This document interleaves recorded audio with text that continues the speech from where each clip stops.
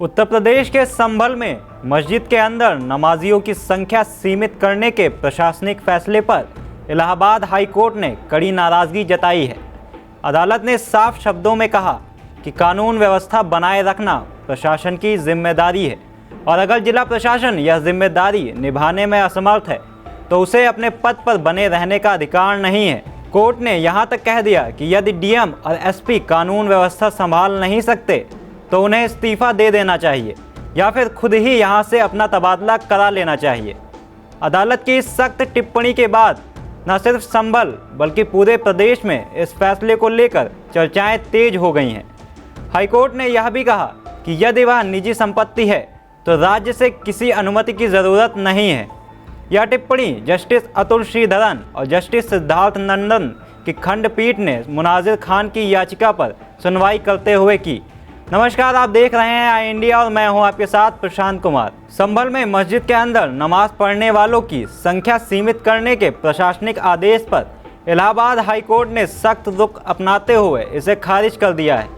अदालत ने सुनवाई के दौरान स्पष्ट कहा कि किसी भी परिस्थिति में कानून व्यवस्था बनाए रखना राज्य और प्रशासनिक की प्राथमिक जिम्मेदारी है।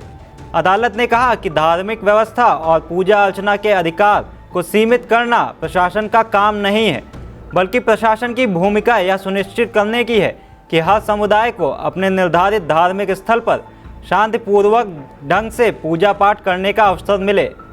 कोर्ट ने यह भी स्पष्ट किया कि यदि पूजा या नमाज निजी संपत्ति के भीतर हो रही है तो इसके लिए राज्य से अनुमति लेने की कोई आवश्यकता नहीं है। अदालत ने कहा कि प्रशासन का हस्तक्षेप केवल तभी ज़रूरी हो सकता है जब धार्मिक गतिविधियां सार्वजनिक भूमि पर आयोजित की जा रही हैं। सुनवाई के दौरान अदालत ने संभल के डीएम डॉक्टर राजेंद्र पेंशिया और एसपी कृष्ण कुमार बिश्नोई के कामकाज पर भी तीखी टिप्पणी की है।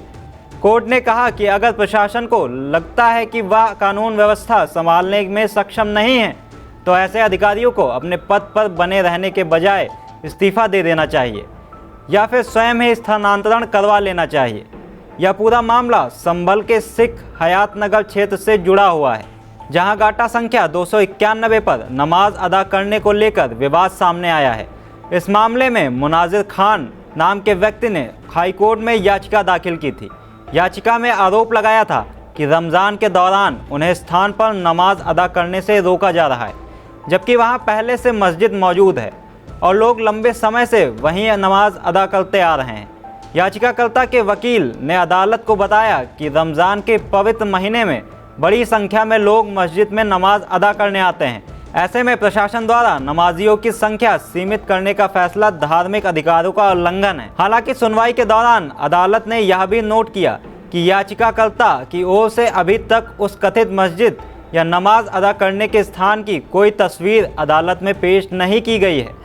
इस पर अदालत ने याचिकाकर्ता को समय देते हुए निर्देश दिया कि वे नमाज अदा करने वाली जगह की तस्वीरें और संबंधित राजस्व रिकॉर्ड के साथ पूरक शपथ पत्र दाखिल करें। वहीं राज्य सरकार की ओर से अदालत को बताया कि गाठा संख्या 291 के मालिकाना हक को लेकर विवाद है। सरकारी वकील ने अदालत को जानकारी दी कि राजस्व अभिलेखों के अनुसार यह जमीन मोहन सिंह और भूराज सिंह पुत्र सखी सिंह के नाम पर दर्ज है।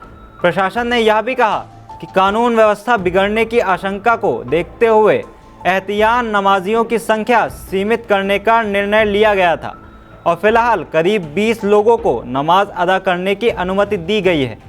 बताया जा रहा है कि इस इलाके में पहले भी तनाव की घटनाएं सामने आ चुकी हैं। पिछले वर्ष यहां दंगे की घटना के बाद प्रशासन संवेदनशील मौक़ों पर विशेष सतर्कता बरतता रहा है। रमज़ान के दौरान अलविदा जुमे की नमाज के समय भी व्यापक सुरक्षा की गई थी। इस मामले की अगली सुनवाई 16 मार्च को तय की गई है, जहां याचिकाकर्ता द्वारा प्रस्तुत किए जाने वाले साक्ष्यों के आधार पर आगे की कार्रवाई होगी। इसी तरह के एक अन्य मामले में इलाहाबाद हाईकोर्ट ने बरेली के डीएम अविनाश सिंह और एसएसपी अनुराग आर्य को भी तलब किया था। अदालत ने उन्हें 23 मार्च को व्यक्तिगत रूप से पेश होने का आदेश दिया था। अदालत ने स्पष्ट किया था कि यदि वे अदालत में उपस्थित नहीं होते हैं तो उनके खिलाफ गैर जमानती वारंट जारी किया जा सकता है। यह मामला बरेली निवासी तारिक खान की याचिका से जुड़ा है। याचिका में आरोप लगाया गया था कि 16 जनवरी को स्थानीय प्रशासन ने उन्हें उनकी ही निजी घर के अंदर नमाज अदा करने से रोक दिया था। याचिकाकर्ता का कहना था कि यह कार्रवाई उच्च न्यायालय के पहले से दिए गए आदेश का उल्लंघन है, जिसमें स्पष्ट कहा गया था कि निजी परिसर में प्रार्थना करने के लिए प्रशासन की अनुमति जरूरी नहीं है। इन मामलों पर हाईकोर्ट की सख्त टिप्पणियां प्रशासनिक जवाबदेही, धार्मिक स्वतंत्रता और कानून व्यवस्था के संतुलन को लेकर एक नई बहस को जन्म दे दिया है। अब देखना होगा कि अदालत के निर्देशों के बाद प्रशासन किस तरह की रणनीति अपनाता है और इस संवेदनशील मुद्दे को किस तरह से सुलझाने की कोशिश करता है। खबर आपकी, नजर हमारी। देखते रहिए आई इंडिया।